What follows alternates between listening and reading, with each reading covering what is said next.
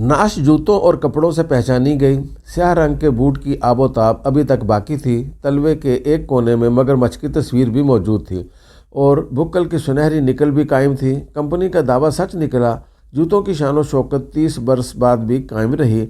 Switzerland की company दुनिया के सिर्फ 1000 ख़ानदानों के लिए जूते बनाती थी। जूतों के तलवे न्यूजीलैंड की गाय के चमड़े से बनाए जाते थे। ये सुनहरी चमड़े और नीले सींगों वाली गाय है और दुनिया के किसी दूसरे खिते में गाय की ये किस्म नहीं मिलती। जूते की टो ब्राज़ील के मगरमच्छों की जिल्द से बनाई जाती है। जूते का कौवा अफ्रीका के स्याह हाथियों के कानों के चमड़े से तैयार किया जाता है और जूते के अंदर हिरन के नरम चमड़े की तह चिपकाई जाती थी और पीछे रह गया धागा। तो इन जूतों के लिए बुलेट प्रूफ जैकेट में इस्तेमाल होने वाले धागे इस्तेमाल किए जाते थे।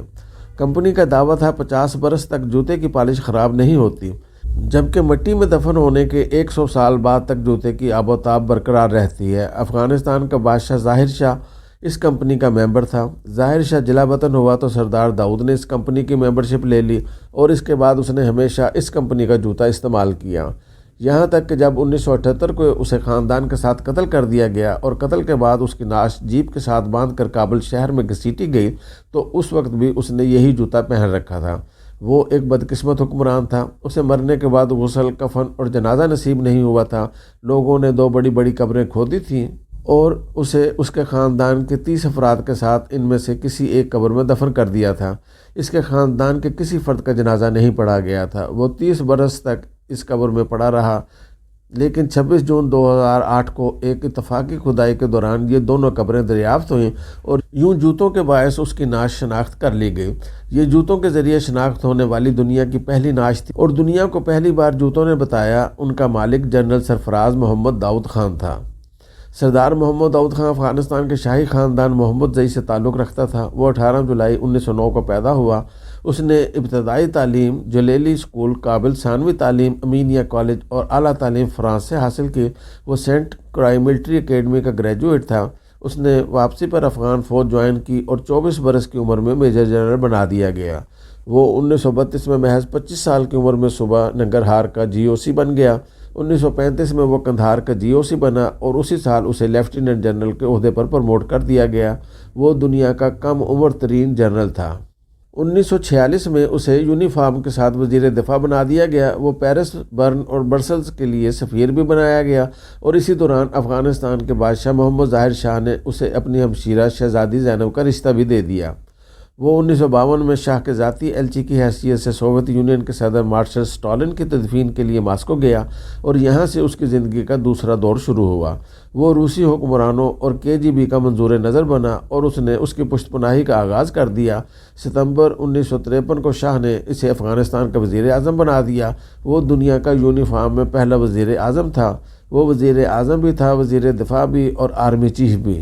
उसने वज़ीर आज़म का हल्फ उठाते ही अपने भाई सरदार मोहम्मद अज़ीम को अफ़गानिस्तान का वज़ीर ख़ारजा बना दिया और आहिस्ता आहिस्ता पूरे मुल्क के इख्तियारात अपने कब्ज़े में ले लिए।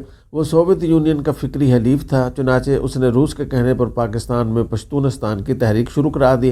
ज़ाहिर शाह सरदार दाऊद के अज़ाइम और ताले आत्मा फितरत को पहचान गया। चुनाचे उसने 3 मार्च 1963 को उससे इस्तीफ़ा ले लिया, जिसके बाद सरदार दाऊद ने शाह के ख़िलाफ़ साजिशें शुरू कर दी। शाह को इतला मिली तो उसने 1 अक्टूबर 1964 को अफ़गानिस्तान का आइन बदल दिया, जिसकी रूह से अब अफ़गानिस्तान के शाही ख़ानदान का कोई रुकन सियासत में हिस्सा नहीं ले सकता था। शाह ने सरदार दाऊद का रास्ता रोकने का बंदोबस्त तो कर दिया, लेकिन वो ये भूल गया दुनिया का मजबूत से मजबूत तरीन आइन भी फ़ौज का रास्ता नहीं रोक सकता। चुनाचे 17 जुलाई 1973 को ज़ाहिर शाह इलाज के सिलसिले में इटली गया और पीछे से सरदार दाऊद ने शाह का तख्ता उलट दिया और मुल्क में मार्शल लगा दिया। उसने 1964 का आइन मनसूख किया, अफ़गानिस्तान को जमहूरिया अफ़गानिस्तान का नाम दिया और बेक वक्त अफ़गानिस्तान का सदर, वज़ीर आज़म और सेंट्रल कमेटी के चेयरमैन का ओहदा संभाल लिया। उसने 28 जुलाई को पार्लियामेंट भी तोड़ दी और वो मुल्क का मुतलकुल अनान हुक्मरान बन गया। वो एक रोशन ख्याल और एतदाल पसंद शख्स था। उसने इक़्तिदार संभालते ही मुल्क में पर्दे और दाढ़ी पर पाबंदी लगा दी। उसने ज़नाना कॉलेजों और यूनिवर्सिटियों में स्कर्ट लाजमी करार दे दी, मस्जिदों पर ताले लगवा दिए और मुल्क के 8 बड़े शहरों में शराब खाने और डिस्को क्लब बनवाए। सरदार दाऊद के दौर में काबिल दुनिया भर के सियाहों के लिए अय्याशी का अड्डा बन गया।